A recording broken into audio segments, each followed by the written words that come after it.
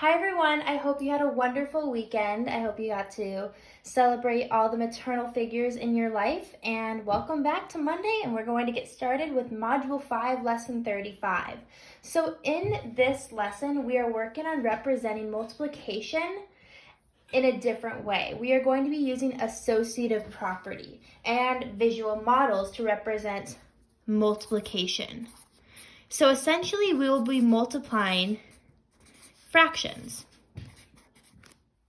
So we have this question 3 times 4 over 5. And so we're going to take a question like this, for example, and we're going to be able to show how we can write it in a variety of ways. Now with this example, we can use variables to represent what we are doing when we are multiplying. So a variable could mean a letter and just a replacement for what our multiplication sentence is. So instead of writing 3 times 4 over 5, we could write n times a over b. And that just shows the type of multiplication we are doing. So we know that if 3 times 4 over 5, if we multiply that together, we are going to receive 12 fifths. Because we multiply our numerators together, and our denominator, which our denominator is 1 whenever we have a whole number, is going to be equal to 5. So essentially, using the variables, we are able to represent and show in a visual and associative property way how we are multiplying these equations. So some types of questions that you'll be seeing today when you do your work is that you want to label a tape diagram to show that the following equation is true. So in this equation, we have it in word form. We see that we are going to have to draw 10 thirds is equal to 5 times 2 thirds, which is equal to 5 times 2 thirds. Now, that seems like a whole jumble of words right there, but if you break it down, we'll see how one is equal to the other. Let's start by drawing in a tape diagram 10 thirds. So what we're going to do is we are going to draw 10 boxes and label each one of them to 1/3. So take a moment to do so, and then you can play this video when you're ready to move on. So what you should have by now are 10 individual boxes, each labeled with 1/3. Please ignore my extra box. Sometimes I have difficulty counting to 10. It's all good. We have 10 boxes, each of them are labeled 1/3. So we know that we are representing the 10 thirds. Now what we want to do is break apart those 10 thirds into groups of 5. Well, how will we do that? Let's take our little arrow and we're going to make a little arc and create 5 groups. So we're going to have 1 group, 2 group, 3 group, 4 group, and lastly 5 groups. And in each of these groups, we see that we have 2 thirds. So I'm just going to put 2 thirds here. But we also see that we have 5 groups of them. So we're showing that we have 5 groups of 2 thirds. Now if we put those two together, 5 times 2, 2, 4, 6, 8, 10, we receive the 10 thirds that we started with. So in these types of equations, we're just taking an equation that is given to us in word form, and we're translating that into a visual model, which in this case is a tape diagram. Let's try another one. So our next question, we are doing the same exact process as the question before. We are taking an equation and we're using a tape diagram to show that it's true. We see that the equation that we have is 8 fifths equals 4 times 2 fifths, which equals 4 times 2 fifths. And so what our first job is, we need to look at how many boxes we are going to create.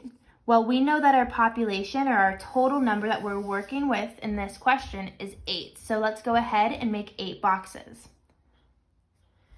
So now you should have 8 boxes, and what you're going to do is you're going to label it with 1/5 in each box, so that you know when you add those all together, you'll receive that 8 fifths. So now I have 1/5 in each box, and I want to move on to the next step, which shows us that we're multiplying 4 groups of 2 fifths. So what we are going to do is we are going to split these up into 4 different groups and see how many you're going to put into each group based on what would happen if you divided 8 by 4. Well, if you divide 8 by 4, that means you're going to put 2 into each group. So I want you to make an arc like this and put 2/5 in each group. How many groups do you have when you put 2/5 in each group? Well, you've shown me that you have 4 groups. And if you add those 4 groups together, 2, 4, 6, and 8, you receive the 8/5 that you want. So this tape diagram shows us that we are representing the equation and showing that this equation is true. So the next question that we have asks us to write in a tape diagram 15/3 equals 5 times 3/3, which is also equal to 5 times 3/3. Again, this seems like a jumble of words right now, but we're going to break it down step by step so we're able to show it in a tape diagram. Our first job is to recognize how many boxes we are going to want to make in that tape diagram. And we know that since we have 15/3, we are going to make 15 boxes. So go ahead. This is going to be a long box, but go ahead and make 15 boxes. So what you should see by now is that I have 15 boxes and you should as well, and in each box you have represented that with 1/3, equaling the 15/3. So I'm going to put a check mark that we have completed the 15/3 part of this equation. Now we want to show how 5 times 3/3 is the same as 15/3. So what we want to do is we want to create 5 groups of 3/3. So what I need you to do is see how many groups and how many thirds you're going to put in each group based on what would happen if you divided 15 by 5. Well, 15 by 5 is going to give you that 3/3. So you're going to want to put 3/3 into each box. Let's do that. 3/3, the next 3/3, next 3/3, next 3/3, and the final 3/3. We can label that as so.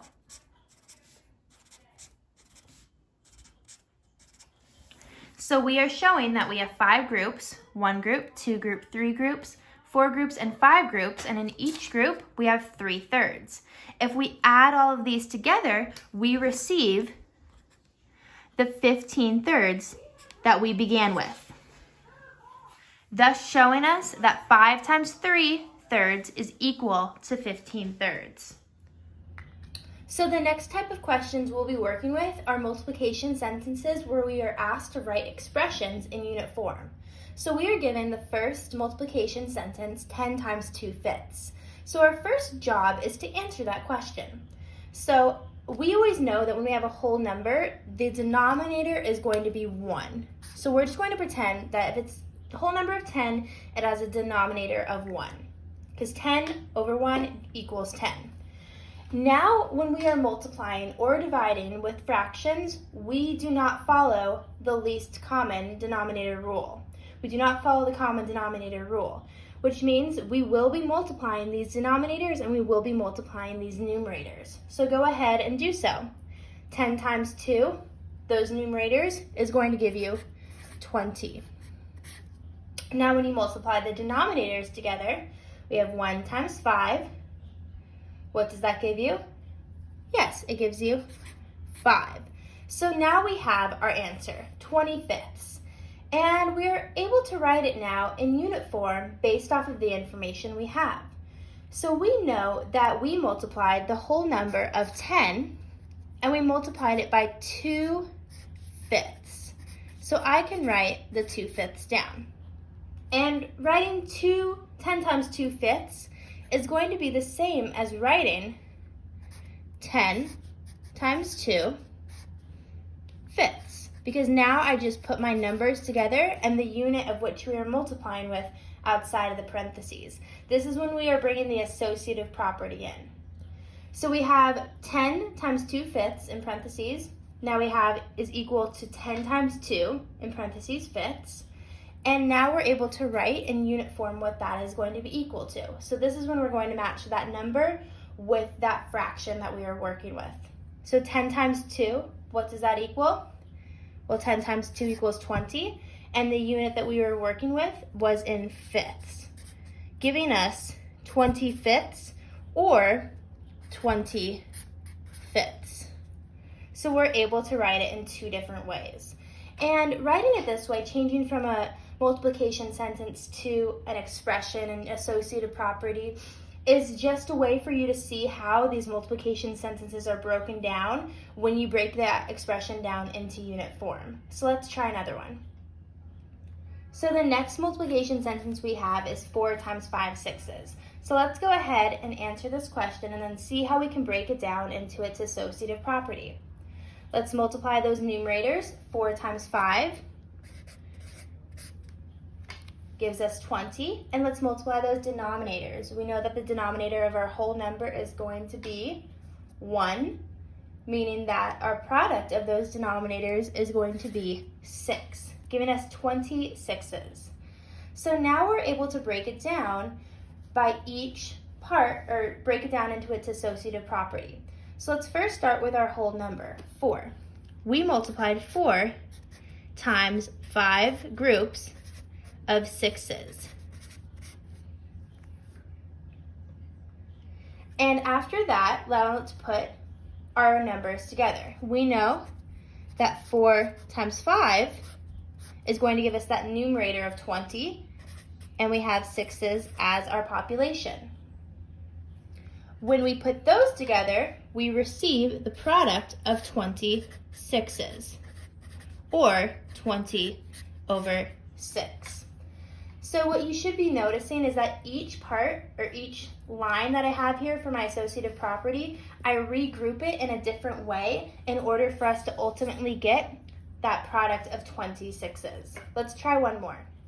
So now for these last two questions, we're going to work on just solving those multiplication sentences.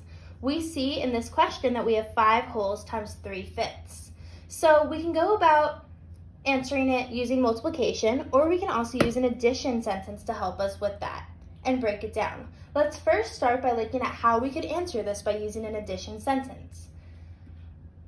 Well, we notice that we are going to have 3 fifths as one of our factors, and we are going to make 5 groups of the 3 fifths. So what you could do is you can add 3 fifths plus 3 fifths plus 3 fifths plus 3 fifths plus 3 fifths. 1, 2, 3, 4, and 5. So now I have those 5 groups of 3 fifths. And when we add, we know that we are not changing that denominator. So all we are adding essentially are the numerators. 3, 6, 9, you got the rest, giving you the numerator of 15 fifths. So we can see that 5 times 3 fifths would give us 15 fifths. So now let's look at how we could solve a multiplication sentence by using multiplication. If we're given the same question, 5 times 3 fifths, and I know I referred to this earlier in our other questions, but this is another way you can practice it. We know that we have a whole number of 5. And whenever we have a whole number, that means that the denominator is going to be 1. So you could rewrite this sentence by saying 5 over 1 is equal to 5, making it 5 over 1 times 3 fifths. And when we multiply, our denominator will change based off of our factors. So we will not be working with that common denominator the whole way through. Keep that in mind. There's a difference between addition and multiplication in these questions, in working with any fractions. So when we multiply our denominators, 1 times 5, we receive 5. And when we multiply our numerators, 5 times 3, we receive 15, giving us 15 fifths. So these are 2 ways you can go about solving for multiplication sentences. And I just want to give you a lot of options when you're working on today's lesson. You saw that we used associative property by breaking down all of our multiplication sentences, and we also used unit form, and here we used addition sentence, and here we used the multiplication technique, standard algorithm. So have a great job and great time doing your work today. And if you have any questions, you can reach me on Google Classroom, or you can replay this video and Never hesitate to reach out and ask those questions. I look forward to our Zoom meetings, and I hope you have a wonderful day. Bye-bye, 4th grade.